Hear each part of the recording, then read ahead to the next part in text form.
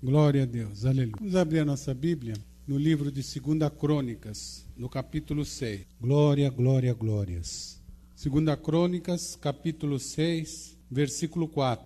Está escrito assim: E Salomão bradou: Bendito seja o Senhor, Deus de Israel, que cumpriu pelas suas poderosas mãos tudo quanto prometera com sua própria boca a meu pai Davi, quando lhe afirmou: Desde o dia em que tirei o meu povo da terra do Egito, não escolhi cidade alguma de todas as tribos de Israel para nela edificar um templo para o meu nome, nem escolhi homem algum para ser líder do meu povo de Israel. Nem escolhi homem algum para ser líder do meu povo Israel. Pai bendito, querido e amado, diante desta tua palavra eu oro, Senhor, para que o Senhor venha falar com nós, reunidos aqui em Peruíbe, e com todos aqueles que ouvem à distância. Por isso, Deus, fala através da minha boca, que o teu Santo Espírito venha dirigir a tua palavra, para que nós possamos estar alimentados, abençoados, que toda a incredulidade, murmuração, toda seta enviada pelo inimigo caia por terra agora, e que nós possamos, Pai, com o teu poder, abrir o nosso coração para ouvir a tua palavra, entender e assimilar. Então envia agora a tua palavra e fala com cada um de nós. Eu te peço e agradeço em nome de Jesus. Amém e graças a Deus. Deus tinha dito: nem escolhi homem algum para ser líder do meu povo Israel. Porque Deus, Ele próprio, queria estar presente no meio do povo. Através da Arca da Aliança, significava a presença de Deus. E eles iriam consagrar pessoas, homens, ao sacerdócio, pessoas escolhidas por Deus, que entrariam lá no Santo dos Santos. Deus iria falar com aquela pessoa, e aquela pessoa iria transmitir o recado, a vontade de Deus para o seu povo. E quando eles tinham batalhas, lutas, ameaças do inimigo, eles consultavam Deus e Deus determinava o que tinha que ser feito. O povo, olhando as nações circunvizinhas, eles pediram a Deus, porque eles desobedeciam à ordem de Deus, perdiam as batalhas, o inimigo prevalecia, e eles começaram a olhar as nações que estavam sendo vencedores sobre eles, e argumentaram: não, é porque eles têm um grande líder, eles têm um rei. Suplicaram que queriam um rei.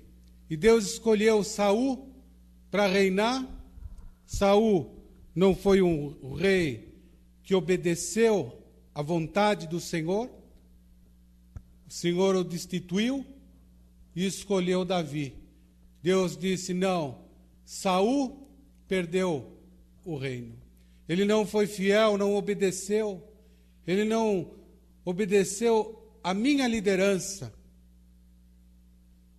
Tenho que buscar um homem que haja de acordo com o meu coração. O homem segundo o coração de Deus. E Deus encontrou um jovem chamado Davi, e Deus disse ao profeta: esse vai ser rei sobre o meu povo. E o Davi passou lutas enormes, anos fugindo de Saul, que queria matá-lo, porque sabia que Deus tinha retirado o reino dele e tinha consagrado Davi para rei. E Davi permanece fiel. Ele passa muitas lutas e dificuldades, e depois Deus coloca Davi num lugar de exaltação. E ele constrói a cidade de Davi em Jerusalém, lá numa parte alta,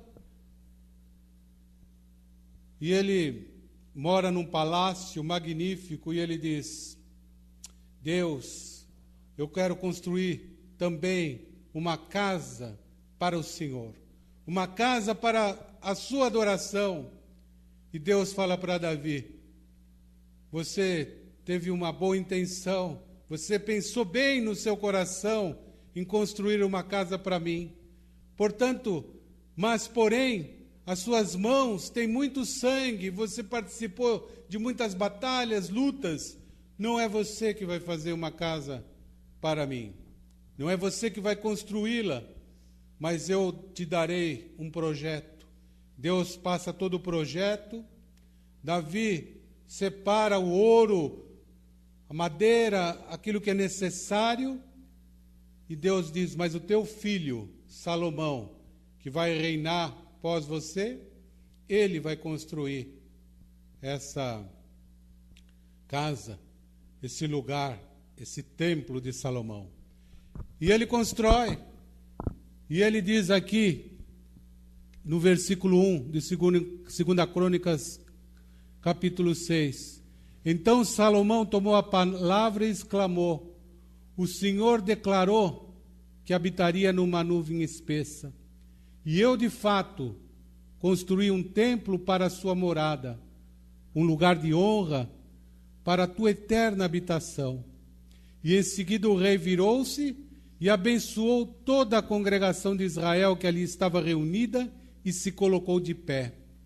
E Salomão bradou: bendito seja o Senhor Deus de Israel, que cumpriu pelas suas poderosas mãos tudo o que prometera com sua própria boca ao meu pai Davi, quando lhe afirmou: desde o dia que tirei o meu povo da terra do Egito, não escolhi cidade alguma de todas as tribos de Israel para nela edificar um templo para o meu nome, nem escolhi homem algum para ser líder do meu povo Israel, mas escolhi Jerusalém para o meu nome permanecer ali, e escolhi Davi para governar sobre o meu povo de Israel. Meu pai Davi tinha no coração e na alma o objetivo de construir um templo em homenagem a Yahvé, o nome do Senhor, o Deus de Israel. Mas o Senhor lhe advertiu: fizestes bem em alimentar em teu coração o propósito de construir uma casa para a habitação do meu nome.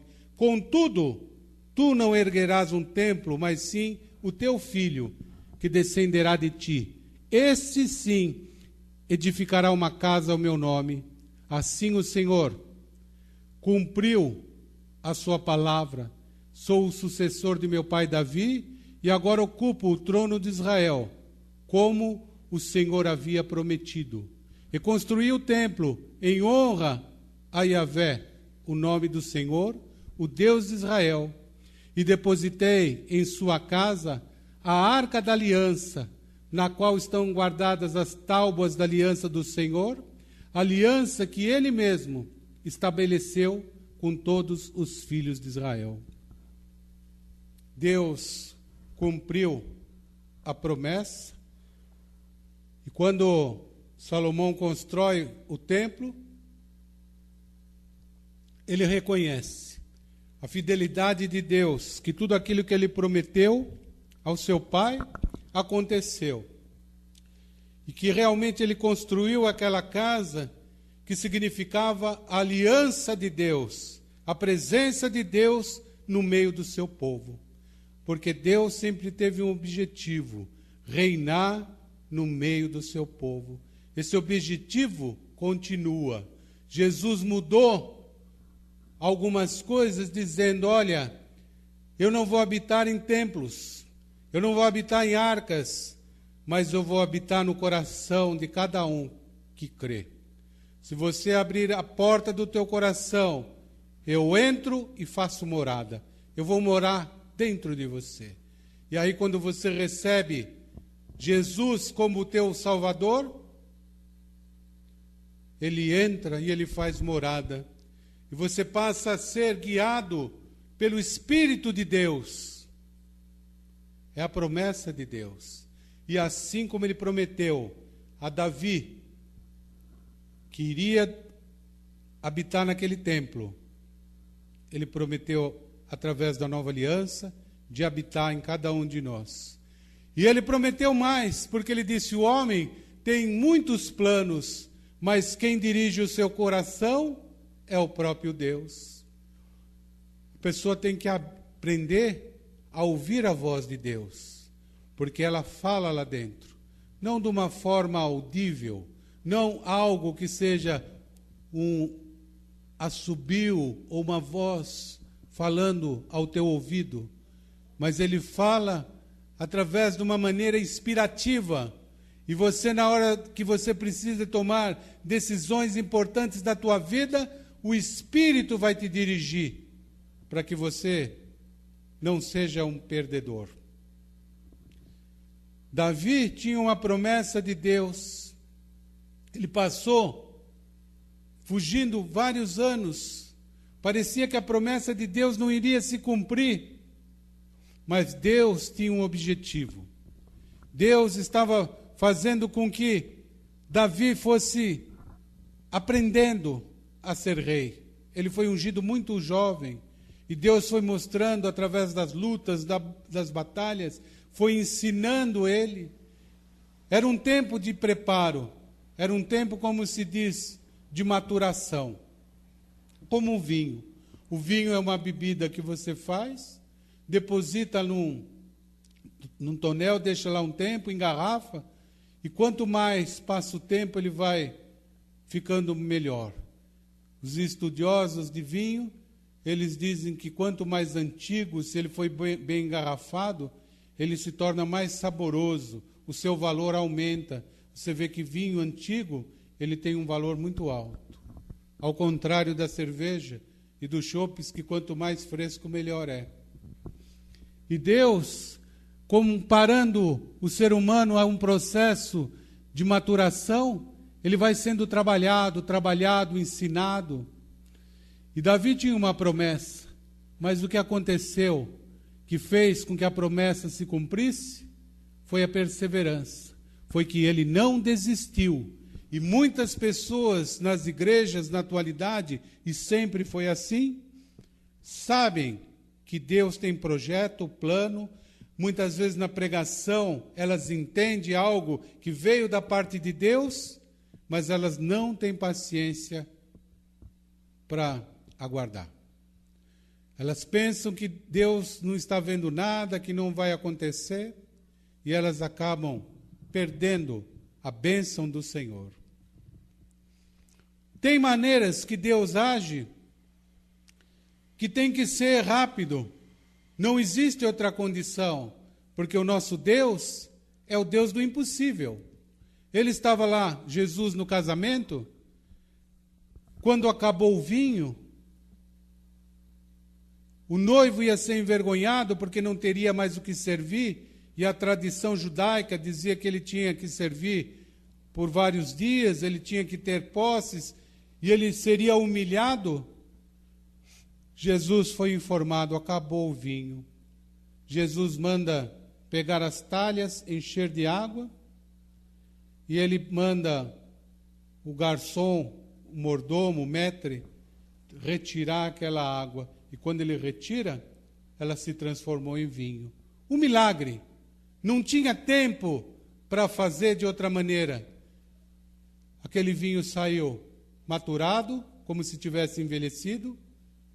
As pessoas tomaram e disseram: nossa, todos deixam o melhor vinho logo no começo e depois servem o pior, porque as pessoas já estão meio altas, não vão perceber. E você deixou o melhor para o fim, porque esse vinho que Jesus preparou tinha sido de melhor qualidade. Um milagre instantâneo. E tem situações na nossa vida que só o milagre para salvar.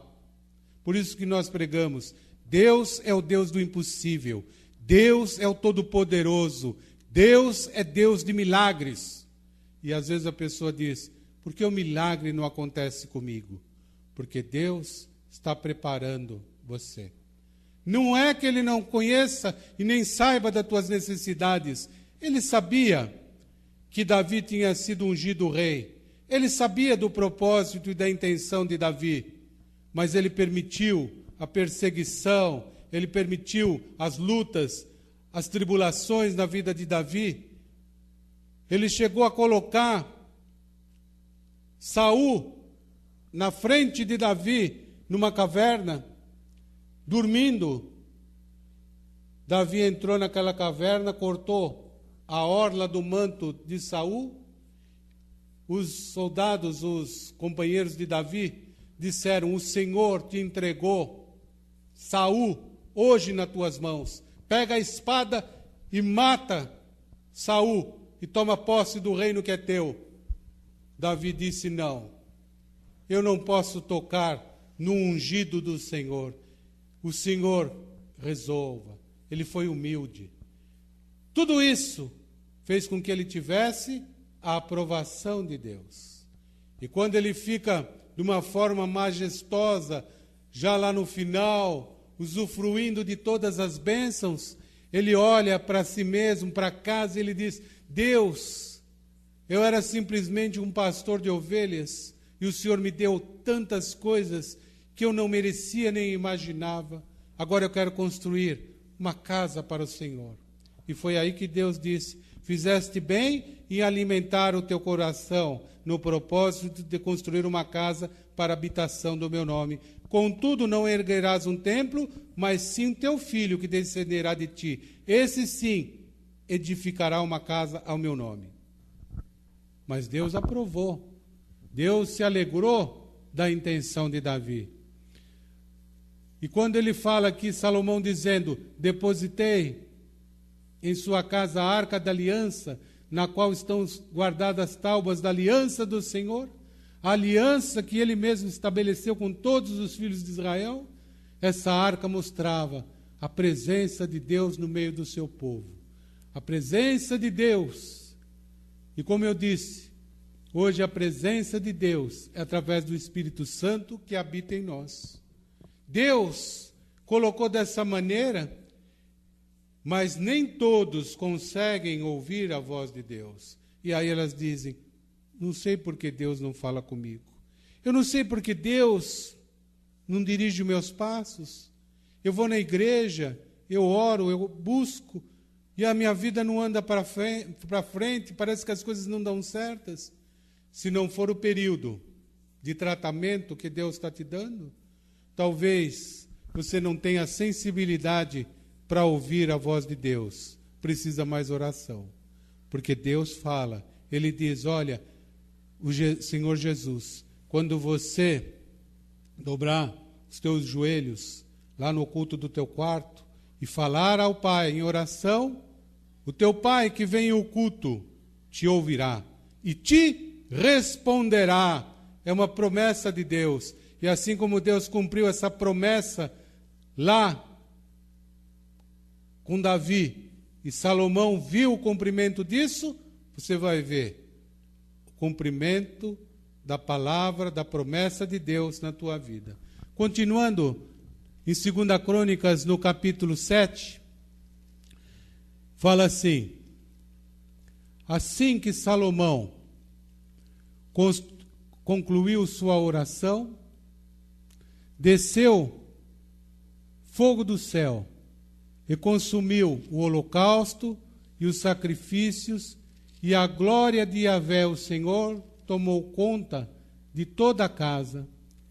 E os sacerdotes não podiam entrar no templo do Senhor, porquanto a glória de Yahvé havia enchido o templo.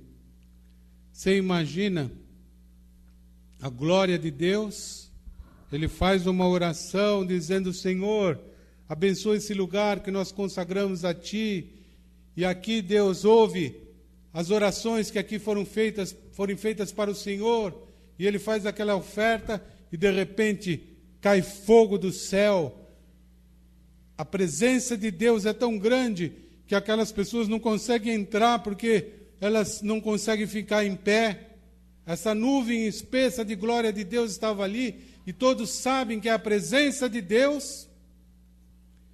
Eles ficam alegres, porque eles falam: não, realmente Deus está nesse lugar. E diz, e quando os israelitas, os judeus, viram aquele fogo descendo e a glória de Yahvé sobre o templo, ajoelharam-se atônitos no pavimento com o rosto rente ao chão e adoraram e deram graças ao Senhor com grande júbilo, exclamando, pois Ele é bom e eterno é o seu amor e a sua misericórdia. O povo tinha passado lutas, tinha passado provas, dificuldade, mas quando eles veem a glória de Deus, quando eles veem aquele milagre sobrenatural, eles ficam atônitos, extasiados, e a única coisa que eles conseguem exclamar, pois Ele é bom e eterno, é o seu amor e a sua misericórdia. Quando Deus tocar no teu coração, você nunca mais vai ter dúvidas da bondade de Deus. Você nunca mais vai ter dúvida dessa palavra que está aqui. Porque o toque de Deus, Ele muda o teu sentimento. E Ele faz com que você comece a ver coisas e fatos que você não imaginou. E você vai falar, puxa, Deus é bom. Deus é misericordioso. Porque tantas coisas que eu não mereci nem imaginei, e Deus me deu. Porque Deus vai dar para você além daquilo que você esperou. Mas tem pessoas que elas não têm a sensibilidade de ouvir o Espírito de Deus, e elas invertem as coisas, achando que elas produziram, trabalharam, se esforçaram, e não receberam aquilo que mereciam. Então Deus não contemplou elas. Elas acham que Deus está devendo algo para elas. E elas se esquecem que o ar, a natureza, a saúde, a vida, pertence ao Senhor. Só por isso elas já deveriam ter gratidão. E aí, o inimigo entra e ele diz, você não recebeu porque você não sacrificou. Você tem que fazer algo para mexer com o coração de Deus. Como se ser humano algum pudesse fazer algo para se aproximar ou se afastar de Deus. Deus se aproxima do homem, porque Deus escolhe a pessoa, Deus levanta a pessoa, mas isso é dom de Deus, parte dele para nós. Por isso que Salomão, lá na antiguidade, diz, conforme ele prometeu, conforme ele escolheu o meu pai para ser rei, mas escolheu a mim para construir a sua casa. Não adianta a pessoa achar que ela é muito capaz, que ela é merecedora e não querer glorificar a Deus. Ela se torna rude, ela se torna uma pessoa irascível, porque ela não consegue ter a sensibilidade para ouvir a voz do Senhor. E Deus permite todas essas coisas, para que a pessoa vá vivendo e no dia a dia ela tenha a oportunidade de mudar o seu coração. Aqui eles veem a glória de Deus, primeira coisa que eles exclamam, pois Ele é bom e eterno, é o seu amor e a sua misericórdia. 2 Crônicas, continuando, capítulo 7, versículo 4. Em seguida o rei e todo o povo passaram a oferecer sacrifícios diante do Senhor. O rei Salomão ofereceu em sacrifício 22.000 bois e 120.000 ovelhas. Assim o rei e todo o povo formalizaram a dedicação do templo de Deus. E os sacerdotes tomaram seus lugares, bem como os levitas celebravam e serviam ao Senhor com instrumentos musicais, que Davi fabricara para justamente acompanhar os cânticos em louvor e adoração a Deus. E entoavam, porque o seu amor e dignidade duram para sempre. E no outro lado, de frente para os levitas, os sacerdotes tocavam suas trombetas, e todo Israel acompanhava jubiloso e em pé. Naquela época, eles ofereceram esse sacrifício pacífico como uma adoração a Deus. E olha que foi uma quantidade enorme. Você imagine 22.000 bois e 120.000 ovelhas sendo oferecidas para o Senhor. E o povo cantando, os levitas um de frente para o outro, louvando a Deus, e o povo ficando com alegria. O povo e todo Israel acompanhava jubiloso e em pé. E Salomão consagrou também a parte central do pátio, que estava diante da casa do Senhor, porque foi lá que ele ofereceu os holocaustos e as gorduras dos sacrifícios de paz. Você vê? Sacrifícios de ação de graça e comunhão. Pois o altar de bronze que Salomão fizera não podia comportar todo o volume de holocaustos, oferta de cereal e as porções de gordura. Assim, durante 7 dias, Salomão, com todo o povo de Israel, celebrou a festa. Você vê que a presença de Deus trouxe alegria, trouxe festa para aquele povo.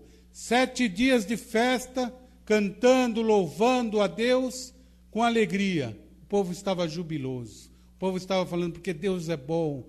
Como Deus foi fiel a Davi, agora colocou Salomão, um sábio, nós ganhamos as batalhas, estamos aqui em alegria. E diz assim: e era uma grande multidão, pessoas vindas desde a entrada de Amate, ao norte, até a torrente do Egito, o conhecido rio egípcio no extremo sul. E no 8º dia, realizaram uma assembleia solene, porque haviam celebrado a dedicação do altar durante 7 dias. E a festa se prolongou por mais 7 dias. Terminando a festa, que era 7 dias, eles se reuniram em assembleia. Tanta alegria e júbilo, que eles falaram: não vamos parar a festa, vamos continuar mais 7 dias. E no 23º dia do 7º mês, o rei dispensou o povo para suas casas, e todos se foram jubilosos e de coração renovado e alegre, por tudo quanto o Senhor havia proporcionado a Davi, Salomão e a todo Israel, seu povo. E assim Salomão terminou a casa de Yahvé e o palácio real. Realizou com êxito tudo quanto havia projetado fazer no templo do Senhor, bem como em seu próprio palácio. Teve honra de construir o templo para o Senhor e o próprio palácio. Porque quando você faz algo para Deus, o próprio Deus te abençoa, e de uma maneira particular você vai ter a sua casa abençoada e próspera. Pessoas não entendem isso. Elas querem fazer sacrifícios para que Deus abençoe, para que Deus dê alguma maneira delas ganharem dinheiro, prosperarem. Mas o próprio Senhor Jesus disse: olha, busque em primeiro lugar o reino dos céus e a sua justiça, e todas as demais coisas vão ser acrescentadas. Davi buscou em primeiro lugar a Deus, teve um lugar de honra, construiu um palácio, uma cidade, chamada Cidade de Davi. Até hoje tem as ruínas lá em Israel. Salomão deu continuidade e dizia: assim terminou a casa de Yahvé e o palácio real. O palácio real era a sua moradia, era a sua segurança, a sua fortaleza. Alguns chamam a fortaleza de Davi.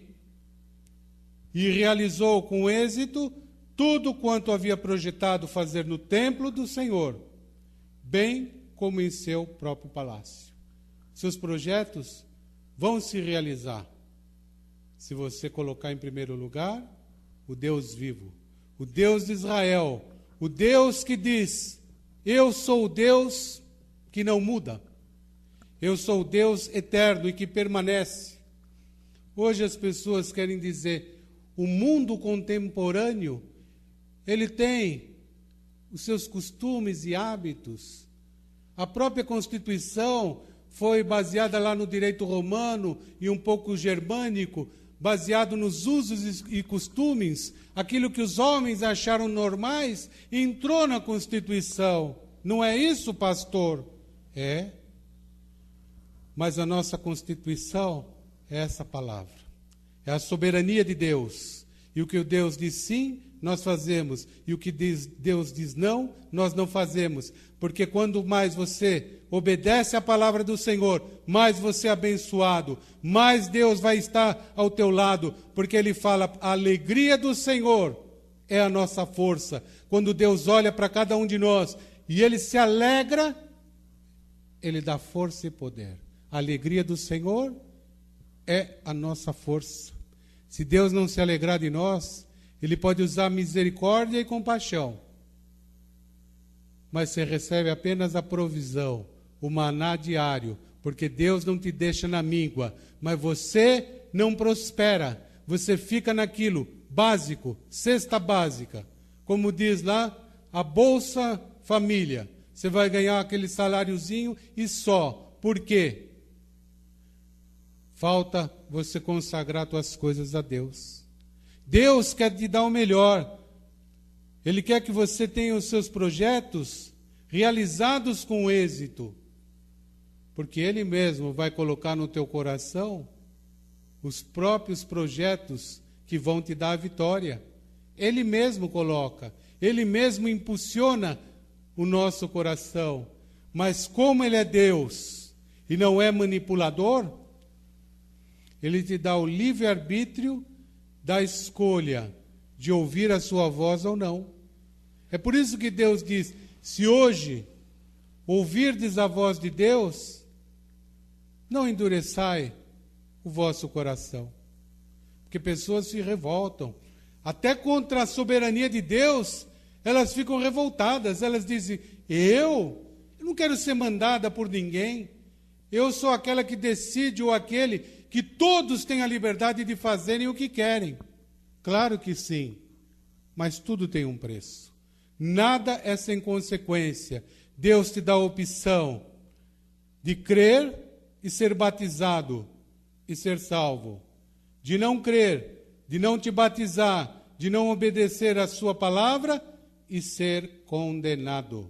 O próprio Senhor Jesus, misericordioso, compassivo, longânimo, disse, quem crer e for batizado será salvo. Porém, quem não crer será condenado. É o Jesus. Hoje, muitos dizem, mas Jesus é bom. Jesus, Ele não é o Velho Testamento. Jesus é a aliança da graça. Certo, mas não quebrou o antigo. A antiga aliança permanece, porque o Deus vivo e eterno é o mesmo. Hoje, o próprio Jesus disse, olha, tudo isso que vocês viram lá no templo de Salomão, aquele fogo e glória, a graça de Deus agindo ali, eu sou maior do que tudo isso. Claro, Ele é o próprio Deus. Lá em Mateus capítulo 12, abra lá em Mateus capítulo 12, versículo 6. O próprio Jesus diz assim, pois eu vos afirmo que aqui está quem é maior do que o templo. Ele mesmo era maior do que o templo. Entretanto, se vós soubesseis o que significam essas palavras, misericórdia quero e não holocaustos, não teríeis condenado os que não têm culpa, pois o Filho do Homem é o Senhor do sábado. E tendo Jesus saído daquele lugar, foi para a sinagoga deles. Eles estavam revoltados porque Jesus tinha curado um homem no sábado, e eles disseram que Jesus tinha quebrado a lei do santuário. E aí ele fala, mas aqui está, quem é maior do que o templo? E eu quero misericórdia e não holocaustos. Por isso que hoje não se oferece mais 120 mil bois, como ofereceu Salomão. Porque hoje Deus quer que você seja misericordioso, que você seja bondoso, que Ele possa, de alguma maneira, usá-lo para fazer o bem. Salomão, ele edificou um grande e luxuoso templo revestido com ouro. Mas Jesus, ele não edificou um templo, ele edificou a sua igreja, que somos nós. E é por isso que ele disse, olha, hoje, aonde as 2 ou mais pessoas estiverem reunidas em meu nome, ali eu estarei no meio delas, porque elas serão a minha igreja. Quem é a igreja de Deus? Somos nós, reunidos em nome de Jesus. É esse lugar? Não. São as pessoas que congregam acreditando em Jesus. Essas formaram a sua igreja. A sua igreja pode ir lá na praia, se reunir, sentar todo mundo no chão e falar de Jesus e realizar um culto ao ar livre? Sim. Pode se reunir num leito de hospital em volta de uma UTI? Sim, porque nós somos a igreja de Deus. E algumas pessoas nem essa ideia não conseguiram assimilar, porque elas acham que a igreja é o prédio, é aquela capela que foi construída de uma forma que virou uma tradição. Em 1 Pedro, capítulo 2, versículo 5, o apóstolo diz assim, um pouquinho mais para frente, 1 Pedro, capítulo 2, versículo 5. Também vós, como pedras que vivem, sois edificados casa espiritual, para serdes sacerdócio santo, a fim de oferecerdes sacrifícios espirituais. Você vê que Deus não quer mais holocausto. Ele quer misericórdia, Ele quer compassividade, mas o apóstolo diz, vós sois edificados como a casa espiritual. É a casa onde o Espírito de Deus habita, a casa espiritual. Para serdes o sacerdócio santo, aquele separado, santo quer dizer separado, a fim de oferecerdes sacrifícios espirituais. Qual é o sacrifício espiritual que Deus requer? Que você tenha uma aliança com Ele, que você tenha um tempo onde você se dedique a Deus. E ele continua, sacrifícios espirituais agradáveis a Deus, por intermédio de Jesus Cristo. Essas pedras vivas são chamados santos e são membros da família de Deus, que somos nós. O Espírito vem, habita em nós, nós somos chamados para o sacerdócio real, como embaixadores de Cristo aqui na terra, e Ele quer que o teu coração seja um coração aberto para Ele fazer morada, e o teu espírito tenha uma conexão através de Jesus com o próprio Criador, para você ter as respostas para a vida no momento oportuno. E ele diz, olha, antigamente era só para aquele povo de Israel, o povo escolhido, mas depois o próprio Jesus disse, olha, eu vim para os meus, mas eles não quiseram, porque o povo de Israel, o judeu mesmo, rejeitou Jesus. Mas ele continua dizendo, mas a tanto quantos os receberam, deu-lhe o poder de serem feitos filhos de Deus. Então ele abriu o leque, é para todos aqueles que creem. Lá na carta aos Efésios, no capítulo 2, no versículo 19, diz assim, um pouquinho para frente lá, Efésios capítulo 2, verso 19. Assim, já não sois estrangeiros e peregrinos, mas concidadão dos santos, e sois da família de Deus, edificados sobre o fundamento dos apóstolos e profetas, sendo Ele mesmo, Cristo Jesus, a pedra angular, no qual todo edifício bem ajustado cresce para o santuário dedicado ao Senhor, no qual também vós, juntamente, estáis sendo edificados para a habitação de Deus no Espírito. Hoje acabou o templo. Hoje acabou o templo de Salomão, foi destruído, porque mais para frente o povo desobedeceu, se rebelou. Deus permitiu que o general Tito fosse lá, acabasse destruindo o templo. Também foi profetizado que se eles não obedecessem, Deus iria permitir que aquilo acontecesse. E hoje as pessoas não entendem, porque Israel, você vê que vive em lutas, o povo palestino ataca Israel,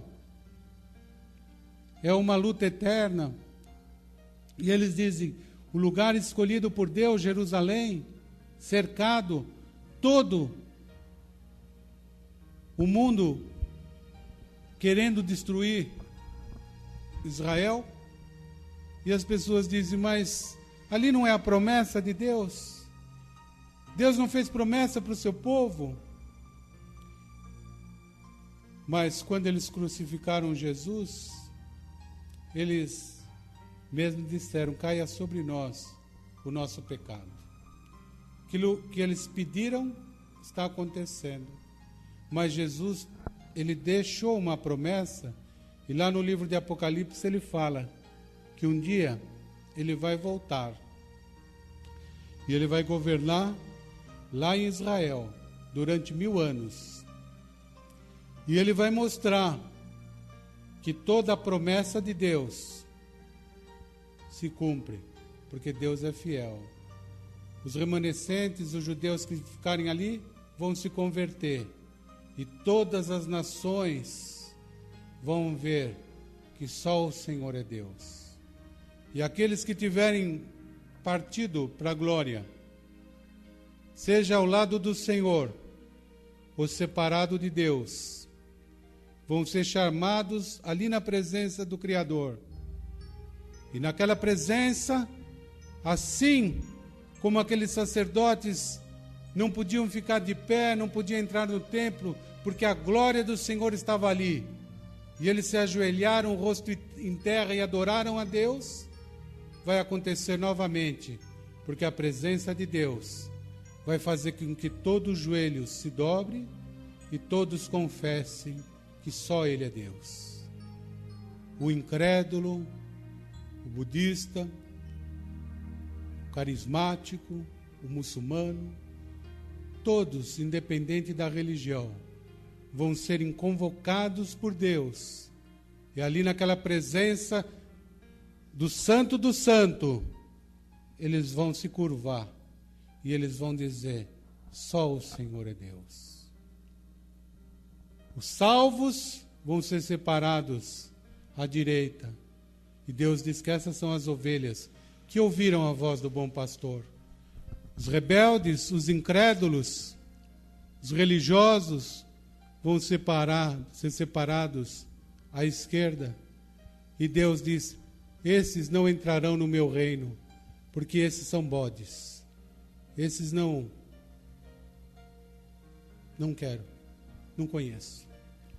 E algum daqueles bodes vão dizer, mas Senhor, em Teu nome eu preguei, em Teu nome eu orei, em Teu nome ocorreram milagres, prodígios e maravilhas. Como o Senhor pode dizer que eu não fiz algo para o Teu reino? E Jesus disse, mas eu responderei, aparta-te de mim, pois eu não vos conheço. Você só conhece alguém de Deus quando essa pessoa age com bondade. Nós não queremos dizer que existem pessoas boas e más, mas o próprio Deus diz que as pessoas que fazem o bem, que têm um bom coração, que agem com amor, esses são os filhos. Os que agem em interesse próprio, não têm compaixão, eles não são de Deus. Não é nós que fazemos a discriminação, é o próprio Deus que diz, os bons, os que ouviram a minha voz, os que obedeceram, os que se converteram, eles vão entrar no meu reino, e ali eu mesmo vou dizer, vinde, Vinde e tomai lugar que está preparado a cada um de vós, antes da fundação do mundo, porque Deus já tinha um projeto. Como Salomão fez um projeto do templo, como ele fez um projeto do palácio, o próprio Deus fez um projeto para a tua vida. O Deus é perfeito. Um Deus que criou um cérebro com uma quantidade enorme de neurônios, de ligações elétricas que fazem você andar, que fazem você viver. Esse Deus, ele tem a perfeição. Imagina você, um empresário, fabricante de uma peça. Você vai construir uma peça sem um projeto? Você vai dizer para alguém, faz alguma coisa aí. O cara faz algo e te apresenta, e você fala, para que serve isso? Não sei. Procura uma utilidade para isso. Alguém faz isso? Aqueles que acham que Deus não tem um projeto para a sua vida, estão comparando Deus a isso. Por que para Deus criou cada um de nós? Ele diz aqui, nessa palavra, Ele criou para que nós possamos adorá-lo em espírito e em verdade. Ele criou para que nós fôssemos o seu povo. Para isso que Ele criou. As pessoas dizem, não, eu tenho o direito de nascer e eu tenho o direito de viver. Você pode viver longe de Deus ou viver na aliança de Deus. A escolha é tua. A única coisa que você não pode dizer é que isso não existe um preço. Porque o que você fizer vai ser o teu amanhã. O que você se preparar hoje para o teu futuro vai te trazer dias melhores ou piores. E a eternidade vai ser a mesma coisa. Quanto mais você se santificar, quanto mais você der exclusividade para Deus, o próprio Jesus disse que lá no reino do Pai existe várias moradas. Moradas melhores para aqueles que são mais consagrados. E ali não é um tempo só, é a eternidade afastado ou junto de Deus. Hoje pessoas nem falam sobre isso, porque elas estão tão preocupadas em pregar apenas o que o povo quer ouvir, que é mais fácil falar que se você fizer uma campanha, Deus vai te dar um carro, Deus vai te dar um terno novo, Deus vai te dar um casamento, um marido, porque eles pregam somente o que o povo quer ouvir. Pregar sobre salvação não agrada. Sabe por quê? Porque a salvação passa pela morte. Ninguém quer morrer. Mas querendo ou não, um dia vai. E se não estiver preparado para entrar lá no reino dos céus, vai ficar separado de Deus. Você pode dizer uma coisa desagradável. Claro, eu também não quero morrer. O apóstolo Paulo dizia que para ele tanto fazia morrer ou viver, porque morrer para ele era lucro. Ele estava num outro patamar, que nós não estamos. Nós gostamos de viver, mas queremos viver com saúde, com bênção, com prosperidade. Mas também queremos passar a eternidade ao lado de Deus. E é por isso que ele diz, olha, o verdadeiro sacrifício é o sacrifício espiritual. Porque para você andar na presença de Deus, tem um preço a pagar. É você olhar o pecado e falar, eu não posso participar disso, porque eu sou de Deus.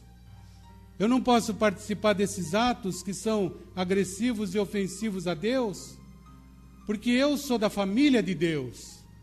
Eu tenho que fazer o bem ao próximo. Eu tenho que andar com um bom caráter, com uma boa índole.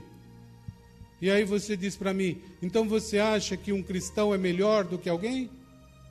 Eu acho que o verdadeiro cristão realmente é melhor, porque ele vai se esforçar para isso. Aí você diz, e esses políticos que são crentes da bancada evangélica que roubam? Eles são religiosos, eles fazem parte daquela classe que assim existem pastores que vão chegar na presença de Jesus e dizer: mas nós fizemos parte da tua família, nós anunciávamos o teu reino na terra. Jesus vai dizer: fora daqui, porque eu não vos conheço. Não olhe para o homem achando que ele tem a verdade é o que está na palavra do Senhor. Se consagre a Deus, crê em Deus, entregue a tua vida para Jesus se não entregou, e se entregou e se afastou, volta para Ele, porque Deus tem um projeto de vitória para a tua vida. Ele tem um projeto que vai fazer com que tudo aquilo que você sonhou e imaginou, você vai realizar com êxito, porque o Deus do impossível, Ele vai na dianteira da tua vida. Ele vai estender as mãos para abrir aquela porta de bronze que parecia intransponível. Ele abre, Ele quebra as algemas, Ele quebra as barreiras, e Ele diz que se você cair, você não ficará prostrado, porque Ele mesmo vai lá e Ele te levanta. Esse é o Deus que eu prego e é o Deus que eu sirvo. Por isso que eu digo, esse é o verdadeiro Deus, o Deus do amor. E a pergunta é essa: você quer esse Deus de amor para habitar no teu coração, na tua vida? Ou você quer viver como o mundo vive? A decisão, Deus deixa na mão de cada um. Ele dá o livre-arbítrio, Ele dá a livre escolha. Mas a consequência existe. E se você um dia quiser ver o Senhor face a face, quiser andar aqui abençoado e entrar um dia no seu reino, você tem que ter Jesus como teu Salvador. E não é Jesus como um acessório, porque Ele não é um grande profeta, Ele não é um grande santo, mas Ele é o Rei dos reis e Senhor dos senhores. Ele disse: a mim foi dado todo o poder no céu e na terra e aonde for que seja. Ele é o Todo-Poderoso. Ele é o guarda de Israel. Ele é aquele que, quando nós oramos em seu nome, Ele nos ouve. E é por isso que eu te convido a entregar a vida para Jesus. Se você nunca entregou a vida para Jesus, ore agora, nós vamos orar. Talvez você diga: eu já entreguei a vida para Jesus, me afastei, quero voltar. Ora também. Talvez você diga: olha, o meu desejo é que Deus me ajude a realizar os meus projetos. Ou ainda que Deus me ajude a elaborar um projeto, porque nem isso eu tenho. Mas Deus vai colocar um projeto na tua vida.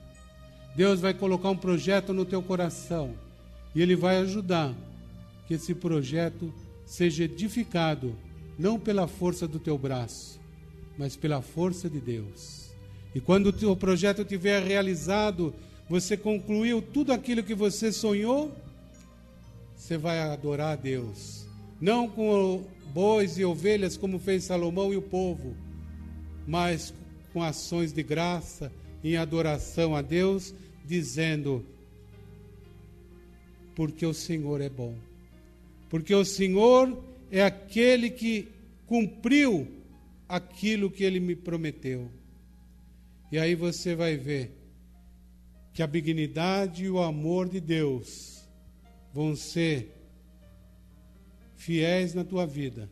E você vai poder sentir o amor de Deus agindo ao teu favor.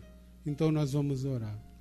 Senhor, nosso Deus e nosso Pai, em nome do Senhor Jesus, eu quero nesse momento orar com nós que estamos aqui reunidos na Paz e Vida de Peruíbe, Paz e Vida Ministério Peruíbe, e quero também orar, meu Pai, com esses que ouvem à distância. E eu quero, meu Pai, que o Senhor agora, através do Teu Espírito, sonde cada coração. Sonde, meu Pai, cada pessoa, cada dificuldade, cada tropeço que o inimigo colocou, cada situação para colocar dificuldades e tranqueiras para te servir. E o Senhor sopre sobre nós a tua libertação através do teu Espírito. Que o Senhor, meu Pai, olhe para nós agora com misericórdia e nos liberte das garras do inimigo. E que o Senhor, meu Pai, visite agora cada coração, e aonde houver uma vida que nesse momento sentir o desejo de entregar a vida para Jesus, recebendo-o como o único, suficiente, exclusivo e eterno Salvador, que o Senhor toque agora neste coração. Coloca a mão no teu coração, se você estiver entregando a vida para Jesus, e ore assim comigo. Meu Deus e Pai, eu ouvi a tua palavra, e nesse momento eu entrego a minha vida em tuas mãos, Jesus, porque eu o recebo agora como meu único, suficiente, exclusivo e eterno Salvador. Me ajuda, Senhor, que eu possa compreender mais e mais da tua palavra, que o meu corpo seja o templo do teu Espírito e que eu possa te alegrar com a minha vida, que eu possa te honrar, te exaltar, que eu possa, meu Pai, ser melhor para o próximo. Por isso me toca agora, Deus. Me unge com a tua presença, assim como o Senhor encheu aquele templo de Salomão. Enche-me agora com o teu Espírito e sopra nesse lugar. Ó Deus de maravilhas, olha para cada um de nós, para esse que entregou a vida para Jesus, para esse que volta, para esse, meu Pai, que pede a realização de um projeto, para esse que pede um projeto. Deus, o Senhor conhece as nossas necessidades, e eu te peço agora, toca em cada coração, toca em cada vida. Liberta, meu Deus, o teu povo, liberta, meu Pai, esse que se entregou nesse momento, e age, meu Deus, com o teu Espírito, conforme a tua palavra. Não nos deixe, Deus, nas mãos do inimigo. Não nos deixe, meu Pai, sermos vencidos pela nossa própria concupiscência, pela nossa arrogância. Mas em nome de Jesus, nos ajude, Deus, agora. Vem, Senhor meu Deus, e sopra nesse lugar, sopra na vida dessas pessoas que estão orando à distância, e faz o impossível, Deus. Nos ajude, Deus, em todas as coisas, para que nós possamos estar na tua presença com humildade, que nós possamos, Pai querido, receber agora o sopro do teu Espírito. Então, meu Pai, quebra todo levante, quebra todo espírito de opressão, quebra toda doença, toda enfermidade, opera agora um milagre, Deus, em cada vida. É o que eu te peço e agradeço em nome de Jesus. Diga amém e graças a Deus. Muito obrigado, Senhor. Eu te agradeço e graças a Deus. Aleluias.